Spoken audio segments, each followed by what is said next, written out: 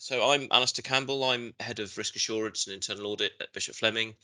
So responsible for all of the wonderful, mysterious world of risk and risk management, and also internal audit. And sort of part of the session is to introduce a few principles about risk management, but then also explain a bit about internal audit, how it differs to the external audit that you might be a bit more familiar with, which deals very much with the year-end accounts, and then how the two tie together.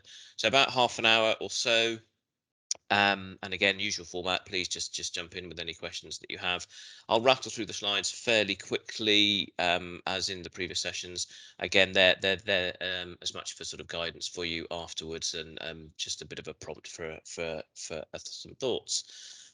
So I thought I would start with what is risk management, or just to put the whole um, terms and area in context, and just provide a bit of an overview for the rest of the session. Really, I like to try and keep things simple. That's the best way with risk management. It can easily defeat itself, so start off simple and just keep it simple is the best way to maintain your visibility. Really, you start off with every organization, or indeed personally, what do you want to achieve? What are we here to do?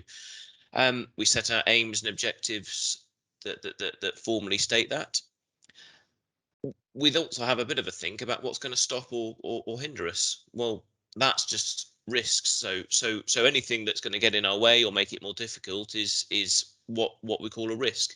And in this context, it doesn't need to get much more complicated than that, really. So you just need to think of a risk as something that's going to stop you getting to where you want to be, or make life a bit harder. So what are we doing to address these? Well, we put controls in place to monitor risks. And again, we'll pick up some of these terms later to explain. But effectively, what we're saying is that we want to get somewhere, something's going to get in our way or make it harder for us, and we do something about it to either sidestep it or avoid it all together. And then finally, the important question, and this is where sort of risk management and audit can sort of be drawn together. You've got to ask yourself, well, actually, we've done all this, but is that effective? How do we know? How do we know we're actually going to achieve our aims? How do we know we're going to sidestep that risk? How do we know that everything that we're doing from a financial or from a fundraising point of view is actually working well?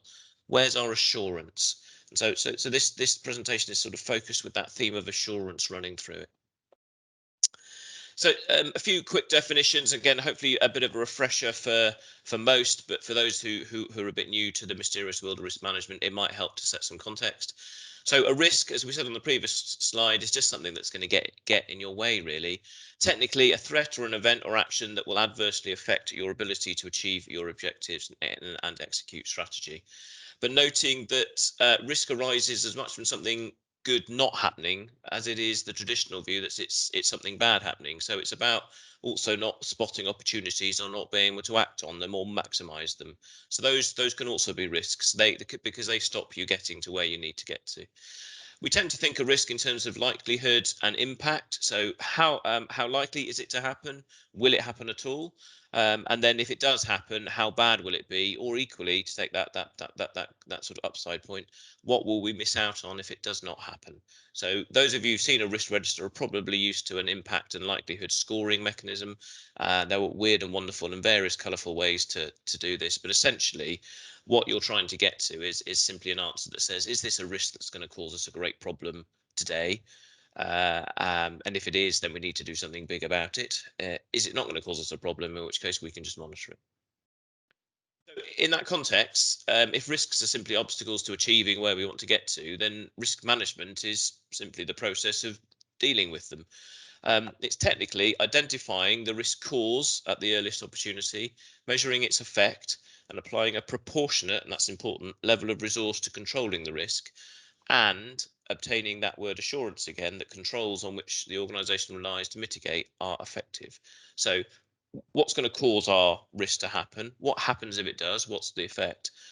And more importantly, to be able to properly manage it, how do we really know that what we're doing about it is making the blindest bit of difference? So if you're a trustee, you need to be able to really answer both of those questions to be able to sign off your annual governance statement in your accounts. But it's just good organisational management to be clear on what's going to stop you and that you're doing enough about it. So just briefly, just to bring back that sort of cause and effect principle to uh, life. Imagine you're a zoo. Some organisations are. So just to try and demonstrate on a quite a simple example, if your objective was to keep all your zoo animals secure and safe, um, the risk, you could have a risk that one of your valuable animals, a tiger, escapes from its cage. Now, you need to think, it's quite useful to think when you're trying to work out what a risk is, and this translates across the sort of charities, etc., when you're trying to debate a risk and whether it's something actually a risk and what are we actually trying to control at, say, a board meeting or any other sort of committee meeting. It's quite useful to think about cause and effect. So what could cause this risk to happen? Well, a gate not being strong enough or not being poorly or being poorly looked after, so it's loose, it doesn't lock. If it's left open either by mistake or deliberately, a lack of training for our zookeeper that says you should be locking the gate every night, and poor supervision to make sure that someone just checks that that gate is locked. Is there there might be an automatic mechanism or something that tells you that it's open. So if those causes happen, then the risk happens. The tiger escapes from the cage, and that creates an effect. The effect can be that the tiger can either maul or kill a member of the public, or for us accountants, a loss of a valuable tiger from our balance sheet, which is exceedingly worrying. So it's very useful just to sort of take a step back and think about cause, risk, and effect. So if we draw all those together, you come up with what I call my two key questions with regard to risk management. And I think that there's an obligation for every board member and every senior officer of a charity to be able to answer both of these two key questions. Do I know the risks faced by my organisation? That's generally the easier one to answer. And it's important, and how or by what means am I assured that these risks are adequately mitigated in practice? So how do I know that everything is operating well in practice? How do I really know, therefore, that risks are actually, rather than only theoretically controlled, we are actually, rather than only theoretically compliant?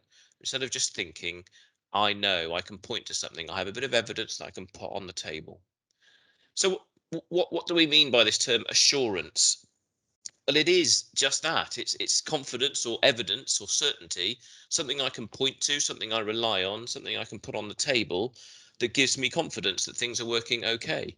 It's different to a control. A control addresses the risk. The assurances tells you is what tells you that the control is working properly.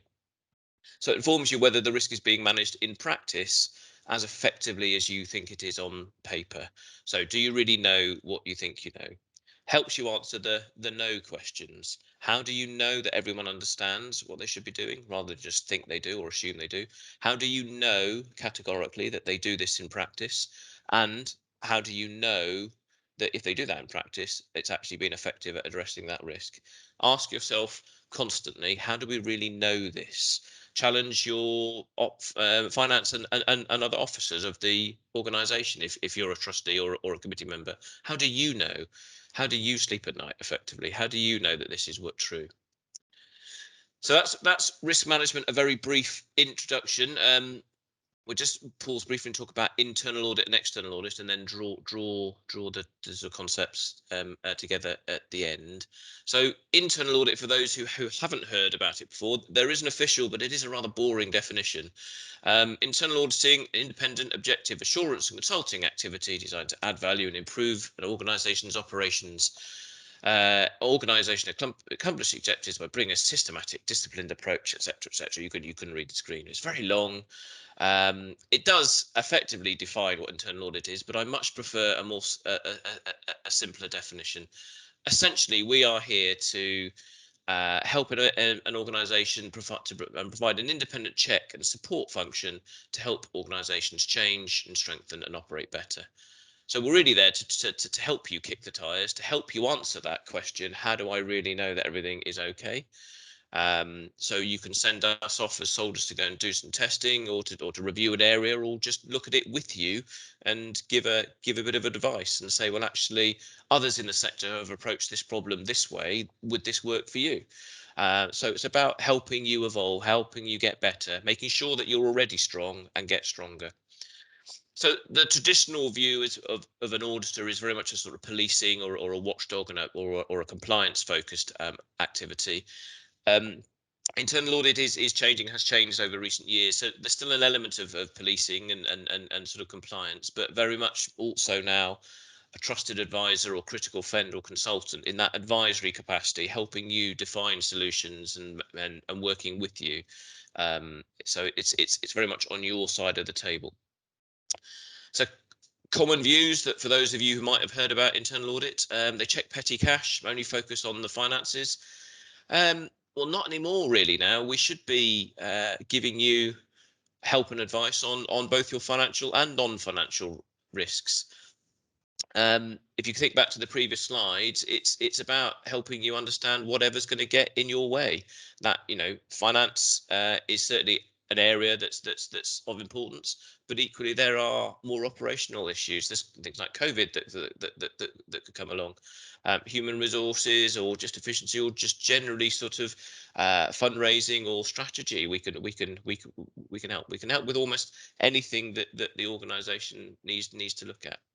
It's often more helpful to audit those non-financial areas because it's usually less clear to you how well controlled those are. Everyone's falling over themselves to give you financial controls information and financial reporting, but actually it's quite often not as clear how well everything else is working. Another common view, we're here just to check compliance with policy. It's an internal policing role.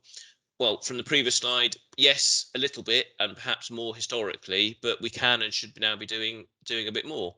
It's far better if we work with you to help you identify your own assurances, help you identify how you know that everything is okay, rather than just come in and tell you.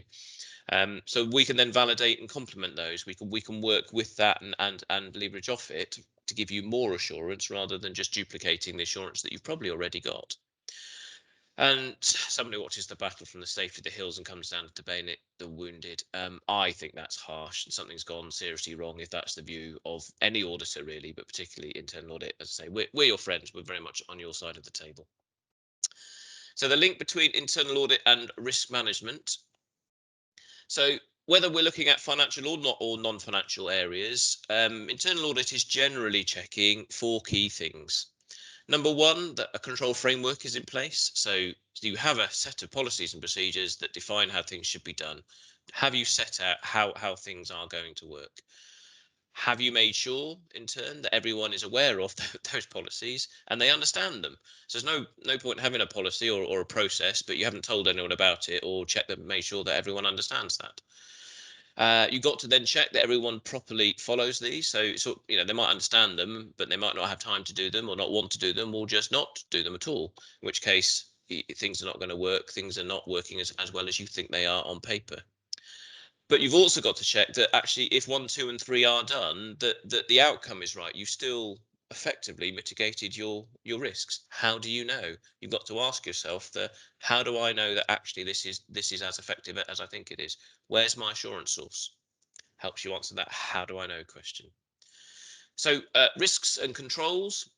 Internal audit and external audit are also focused on looking at risk and controls.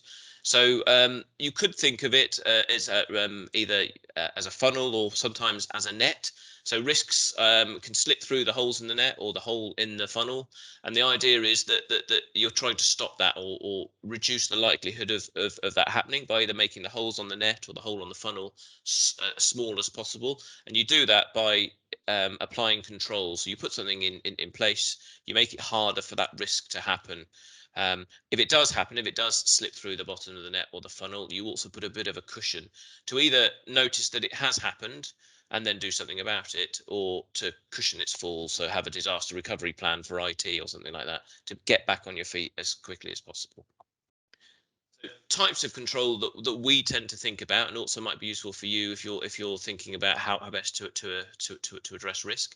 You start with a directive control. So this is sort of a policy framework. This is having that clear guidance available to everyone, that everyone understands, that tells somebody what they should do. So that's the first stage of a control. You then have a preventative control. So this is something in place to stop something happening. So going back to the tiger example, locking the gate is a preventative control because it means the tiger cannot escape. Detective control, this identifies that something has happened. So this is after the event, but still hopefully in time to catch it and sort of limit its damage. So this might be CCTV or a motion detector that in the zoo, that if the tiger has escaped, we either notice that there's a tiger wandering around the zoo or is leaving through the main entrance. So it tells you that something has happened and you need to do something about it. And then you have a corrective control, which is, as it says, it puts you back in the position that that you should have been in. So this is either capturing the or having a plan to capture the tiger, put him back in his cage, or example, IT, disaster recovery. So the system's gone down, you can restore from a backup, you get back on your feet as sort of quickly as possible. So again, when you're looking at risk and control and deciding whether something's sufficient, it can help just to think about them in those sort of categories. So as I said, you've sort of heard of external audit probably more than internal audit, if you've heard of either. So I'll just explain the difference. So external audit are there looking primarily at your accounts. So they are looking for effectively they say that these accounts are right and they're a good summary of the year. So I tend to like to translate these things into sort of other world examples, a bit like the zoo and the tiger. So this is a cupcake machine in a factory, which is quite a nice way to think about internal and external audit. And cupcakes are always nice. I have a 16-year-old daughter who's just finished her GCSE exams and is a avid baker. So we're having cupcakes on a daily basis at home, which is great for her because it's keeping her occupied and it means I can do some Teams meetings, but it's not great for the waistline, I have to say. So my friends in external audit are very concerned that we can count the number of cupcakes that are falling off the end of the sort of production line, and they're all accounted for properly. They're all put in the right box. They're all, so if you've got chocolate chip, that's in one box, and if you've got plain, that's in another. And we've counted out the number, and we're very sure what's in which box, and we've accounted for them. We are clear that we know what we have. So that's very sort of end of process. Are we happy that this is the right summary? Internal audit is much more focused on the whole process, really. So we start by looking at the ingredients that you'd pour into the machine. So the different component parts. So where are you getting your ingredients from? What are they, the right ingredients, the right quantities? What happens inside the machine? We'll sort of open up the lid and say, well, actually, what does the machine do? Does it know who programs it? How does it know what to do with the ingredients? Will it do the same thing with those ingredients every time? So if it does, then we know if we put the right ingredients in the right quantity and the machine does what it's supposed to do, there's therefore a greater confidence that all the cupcakes will come out in a uniform, consistent manner exactly as we expect. So you can think of the inner workings of the machine as sort of the day-to-day sort of controls. So internal audit is looking in year at your machine, at your control process. So we are saying these controls seem to be well defined and operating as we think. So we have confidence, therefore, that the outputs of those controls, be those the financial accounts or financial numbers, or indeed fundraising summaries or any other activity, we have confidence that the outcome is properly predicted and will be uniform and consistent, and you can rely on it. So just to bring that back away from the world of cupcakes to sort of a more real world example, and again, just internal and audit, external audit difference. So from an external audit point of view, if you're thinking about a sort of purchasing workflow, so my friends in external audit would be quite interested to make sure that we've sort of that we've received our goods, we've recorded our stock, and we've recorded the financial aspects of the whole thing. So we've got our stock in hand. If we're ordering something, we've recorded a proper accounting liability, that we pay for it, that we settle our debts, etc. So that's the external viewpoint. The internal audit viewpoint is actually the whole diagram that you've got there, starting from the very decision to purchase in the first place. What are we purchasing? Why are we purchasing it? Who is it for? Do we really need it? Do we need something different? Where are we getting it from? through to who's buying it, how do we buy it, is there an approval process, who approves it, which budget's coming out of, the actual mechanisms of placing the order, who can do that, is that the most efficient, do we do it on the web, do we do it on paper, do we do it by phoning someone up, and then right through to receiving the invoice, matching and paying, is that all done properly, um, do you have reliance, do you have sort of comfort and assurance that that's all sorted. So internal audit can get involved throughout or at different stages to look at as a sort of different points in different levels of detail. Materiality is probably a concept that you've heard as well. Again, this is a difference between internal and external audit. It's primarily an external audit concept, and it's essentially saying would or how big or what type of error would affect the reader of the account's view. Ultimately, so they were no longer what this phrase true and fair. So external audit auditors sign off a set of accounts to say that these are a true and fair representation of the financial performance, financial position of this organization. So a material error is something wrong in the accounts to the degree that it's big enough that it would affect someone's view of whether the organization's financial standing. Internal audit has a slightly different focus. Rather than sort of how large an error or whether something's true or fair, we're much more. If you think back to the cupcake, we're much. If the cupcake machine starts throwing out strangely shaped or tasting cupcakes, then we go and say, well, what's caused that? Why? What's happened there? Because we've assessed our ingredients and we've assessed our process. So if everything being equal, we should get the cupcakes we expect out of the machine, but that's not happened. So why? Let's go back and examine. Was it a one-off error or was it systematic? Has something gone wrong with the cupcake machine? And its various controls or its programming. So was it a process error or was it a human error? Because human, if there's human involved in the process, someone could just put the wrong amount or the wrong ingredient into the top. That's a one-off error, human, unless that human was following some instruction that said, someone had got the ingredients list wrong, and every time they were going to fill the hopper with new flour, etc., then that was going to be wrong every time. So is it wrong in the process design? Is it wrong? Is it just someone's not complying with what they should be doing? If I was to extend the sample, would I get more instances of the error if I keep checking the cupcake machine? So it's important to get to that root cause. So internal audit asks a slightly different question. Why have we got an error? If everything was going to work as well as we think it did, but it hasn't, what's caused that? So what should internal audit look like? Well, it really should be. It goes for, without saying for me as head of internal audit to say that internal audit should be useful, flexible, directed in the right areas to provide you assurance. And actually, it's very much a conversation with you to determine where those right areas are, because we need to understand how you already know that some things are working well and some things are not, to be able to then work out the best way to help you.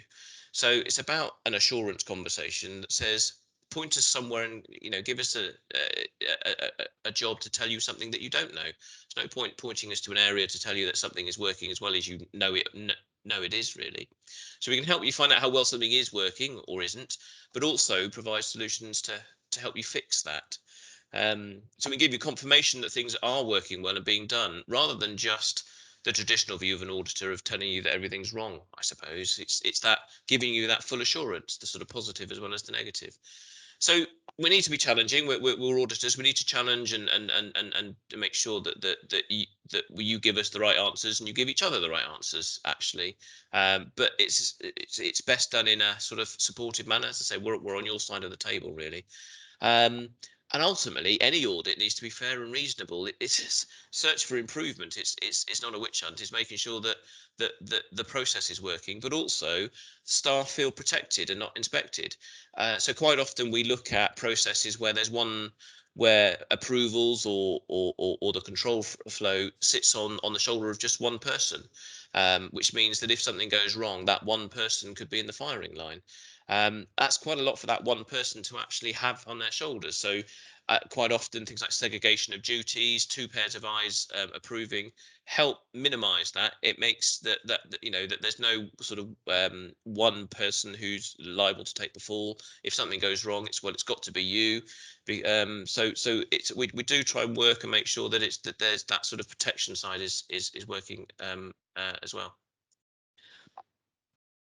So suggestions just to draw that together to enhance your sort of value of risk management and your risk register use with a little bit of that thought of assurance and audit. As I said at the outset, really, my number one tip is just to keep it simple. If you've got a risk register, keep it a simple register. Make sure that it's clear and explicit, but it tells you and prompts you to have discussions in the right areas. That's really the point of the risk register, is to make sure that you are having the right discussions at the right time, focusing your attention on the areas that you need to focus on, and equally giving you assurance that everything else is okay. So your any conversation about risk or a risk register in particular does need to be focused on that sort of traditional right hand side of a risk register where all the assurances and actions are. How do we know? Have a column that says, how do we know that everything really is okay? What's telling us? Is it an internal audit report? Is it management reporting? Is it our monthly management accounts? Is it a combination of all of that? Make sure that your actions are actually actioned, and this is a governance point that I'm sure Sally would back up. That quite often organisations at meetings are very good at identifying actions, but not quite as good at following through or making sure that all those actions are actioned and actioned in a timely manner. Because it's only really by performing the action are you actually making a difference, that you're mitigating the risk. Talking about it and identifying it in a set of minutes doesn't always work. Must be informed by continual two-way dialogue with the senior leadership team, because it is about an ongoing conversation. For those of you who are sort of members of the board or trustees, you need to understand how management understand everything's all right. And actually, they're a key part of the answer. So you need to be talking to them. But equally, senior leadership team do need to be talking to boards and committees, because it is a sort of continual update and sort of providing ongoing assurance and comfort that actually, yes, it's still okay today. We still know it's all right today because. So insurances can be internally provided by management as well as externally from internal audit. So it's important to sit back and say, well, what is the answer to the question? How do we know this is all right? Is it internal from management, or is it from an auditor, or is it from a consultant? Is it from someone else? You must ask for more information if you think you need it, and that's an important governance point that's becoming more and more the norm and encouraged. You must keep asking for information until you are satisfied that you've got the right answer, to be able to discharge those responsibilities, to be able to discharge those two key questions. Do I know the risks faced by my organisation? And importantly, to answer the second one, how do I know that those risks are adequately mitigated in practice? So you need to ask the questions, you need to get the information you think you need. The final slide, just drawing that together. In summary, all organisations experience risk. You're going to experience risk. You're going to experience something that's going to make life harder for you the minute you try and do something, and charities are no exception. So really, you need clarity over two things: the risks themselves, what's going to stop us, and that what you're doing about them is working and it's sufficient and it's effective. So you need to answer both of those two key questions to really be able to say that you are managing risk properly. So the answer to the questions, though, does come from a combination of management and external sources: external audit, internal audit, and other consultants, as we've said. So it's important, therefore, that you know the answers to those questions, or if you don't, then you've got to ask the right questions to get the answers. And in that way, you'll get to the stage that, well, you've got a greater visibility, a greater understanding, and everyone will be talking about the same things, which is also very useful. There endeth the lesson, with about half a second to spare, I think, on timings. Um, we do have a sort of general question and answer session now, but particularly any questions on the material that I've just covered, or anything else from the governance, from Sally's session or from David's or Ben's. If it's a particularly difficult question, we'll sort of take it offline and come back to you when we share the slides. But the floor is open.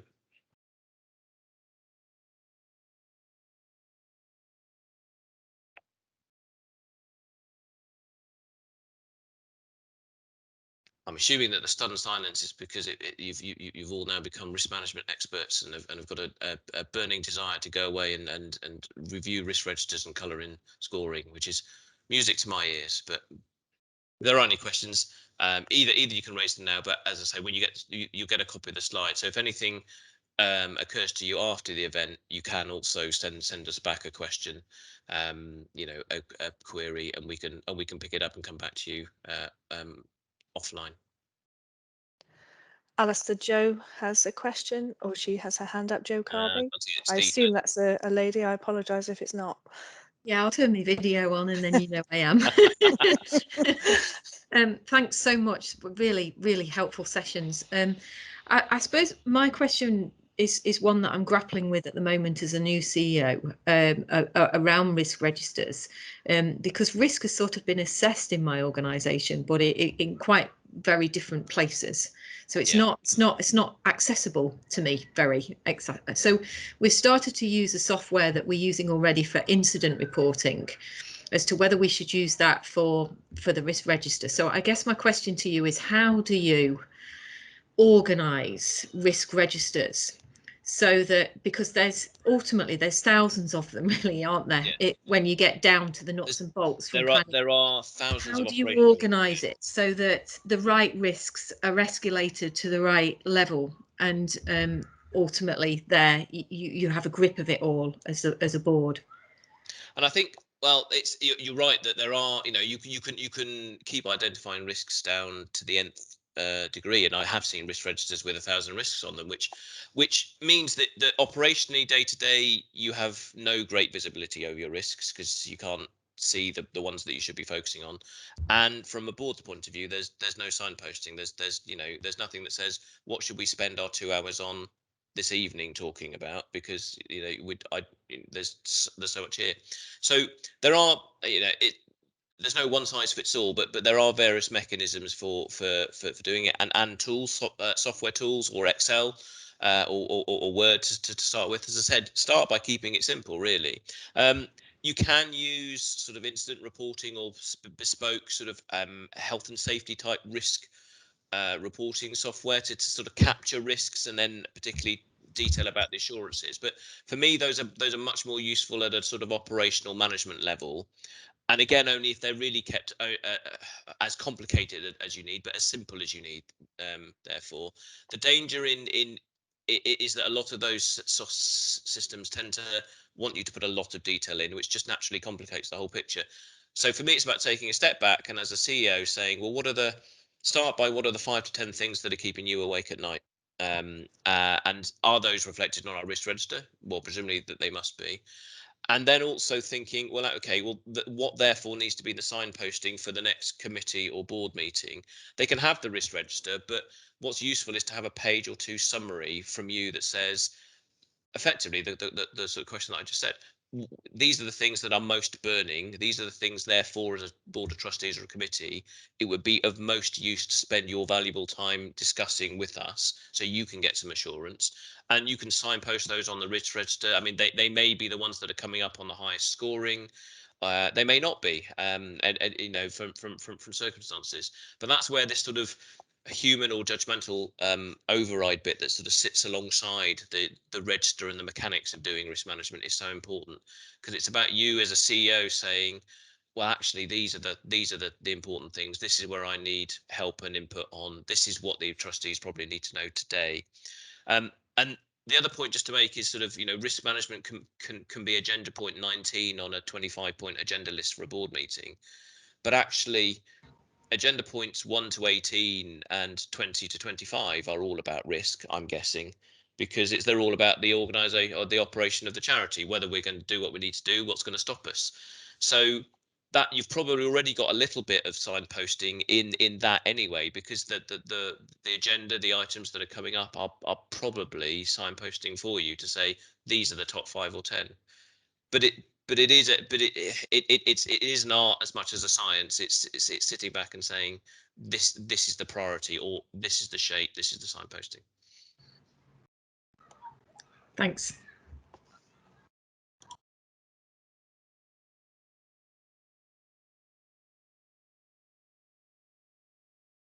So I think someone's got a comment. Is that a comment rather than a question? We use templates for the NCVO risk register, covers operations, financial governance, separate pages. Yeah, there are many templates out there, and that's a good one. Basically, it's anything that helps rationalize your thoughts, and again, it's whatever works for you. There isn't a right or wrong answer. It's just something that gets you to that end goal, that says, well, these are our most burning issues, this is what we need to be sure about today.